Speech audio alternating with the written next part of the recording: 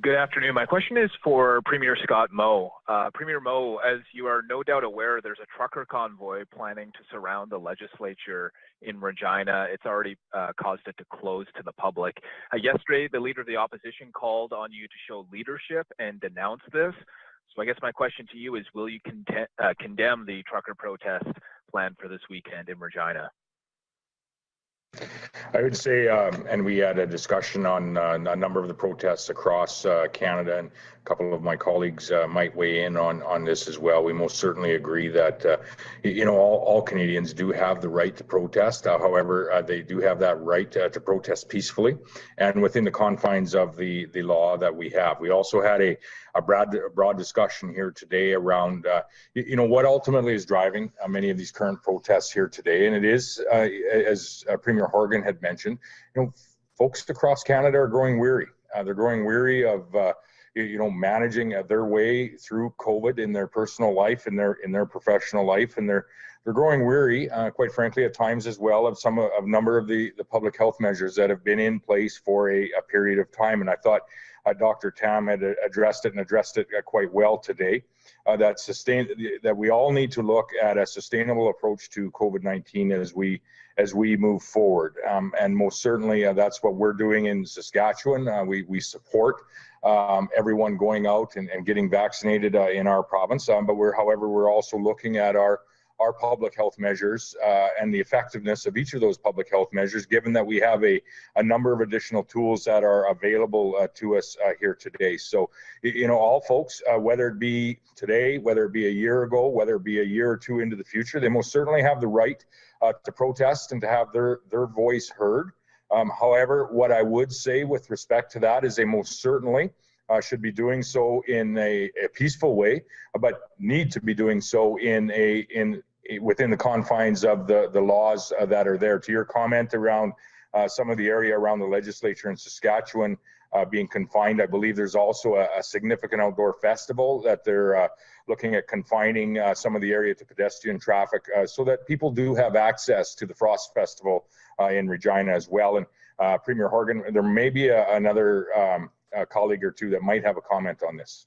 The message was pretty clear. We hear the voices of disappointment, but we also want those voices to respect the rights and liberties of other people. And when your desire to have your voice be heard starts to interfere with the lives of other people, that's when lines are drawn. And I know that others have strong views on this. I don't know whether we should open it up, or I'm sure there will be other questions in this regard. If there's not, perhaps we can circle back to it. We have a comment from Premier Stephenson. Please go ahead. Thank you very much, Premier. And I just wanted to add, obviously, this is also happening at the legislature in Manitoba. And I just want to say, so far, I just got an update that things are going very peacefully. I know the Winnipeg Police Service is working very closely with those who were involved in the protest, and things are going well. Obviously, we want to encourage that to continue that way. And obviously, if things change and things start to deteriorate, we'll continue to monitor the situation and take action if needed. But we are working very closely with Mayor Brian Bowman. We had a good discussion on this morning, taking a collaborative approach to this, and so we'll continue to monitor it. So I just want to say to Winnipeggers, to Manitobans, that we're here to ensure that you can continue to flow, continue to go about your day-to-day life, and we'll continue to monitor the situation. We'll keep everyone apprised. Thank you. Next question is from Emily Bergeron, CP, French, Quebec. Oui, bonjour. Une question pour Monsieur Legault. Question for Mr. Legault. We asked a moment ago about the convoys of truckers. How do you see this impasse that we see in Quebec, but we see also elsewhere? Do you have expectations towards RCMP or the federal government?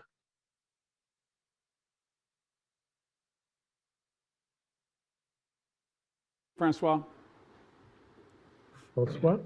OK, donc, ce que je disais, c'est que... What I was saying is that my responsibility is for Quebec I'm Premier of Quebec. What I did is that I made sure with the mayor of Quebec City, with the police of Quebec City, and with Sûreté du Québec, that we let people demonstrate the way they will, but it should not hamper normal life of citizens. Like you know, this weekend is Quebec Carnival. People are there with their family. They hope to go participate in the carnival. There are people who hope to go to a restaurant. They miss the restaurant for a long time. So I do not want, and we will not tolerate that protesters keep citizens of Quebec City or tourists in Quebec City to have a normal life and to go in restaurants, in hotels, to have various activities. For the time being, it is peaceful, and we hope it will continue in the same fashion. If it is necessary to intervene, like I said, we made sure that we have a lot of towing trucks ready. If there are trucks that we have to move, we'll move them. Thank you, Premier. Next question is from Dale Manudoc, CBC, Toronto. Hi, this question is for Premier Ford. With this coming protest to Toronto tomorrow, you said God bless them and you understand their frustration. Previously, you called anti-lockdown protesters a bunch of yahoos. So what's changed? Well, Dale, I think you're spinning my comments a little bit, but I will answer the question. I have all the confidence in the world. The Toronto police have it, this is in a good situation as of right now. Let's just hope it continues that way, and they have my support 100%. But I'll tell you one thing, Dale. Any harassment or acts of hatred or acts of violence, we'll have zero tolerance, absolutely zero tolerance. I reiterated my support to Mayor Watson, the Mayor of Ottawa, and Mayor Tory, that if they need any additional resources, we'll be there. There's one thing that all Ontarians have in common. They want to put an end to this. They want to move forward from the pandemic. Regarding Ottawa, the occupation, it's not a protest anymore. It's become an occupation, is only hurting families. It's hurting businesses that these folks are supposed to be supporting, but it's hurting businesses in a big way. People want to move on and to get through this. It's time for this to come to an end. And we're moving in the right direction. And, you know, Dale, do you know what's a shame? Everyone worked so well together for 22 months, not just here in Ontario, across Canada. And, you know, the public health measures are being lifted as we speak. We went for the first stage. We're going to the second stage shortly. There's one thing that brings everyone together, no matter if you're in Ontario or across Canada, is working together to get out of this. If you think myself or any of the premiers like this, you think we like lockdowns or public health measures, we don't. They were necessary. We're seeing the hospitals, have a lot more capacity as we move day by day by day. It's going in the right direction. So, call the protesters, the people that are occupying Ottawa, folks. Let's put an end to this. We're so close, so close to getting back to normal. We have to be united. We have to be united as Ontarians, as Canadians. And what's happening in Ottawa, my opinion, is unacceptable. As any premier would say, the right to protest, their civil liberties, the democracy, that's a given. But when you start occupying, it's unacceptable. And we won't have any tolerance. Again, I want to repeat this, for hatred of any kind, harassment of any kind, or violence of any kind. It won't be tolerated. Let's be united.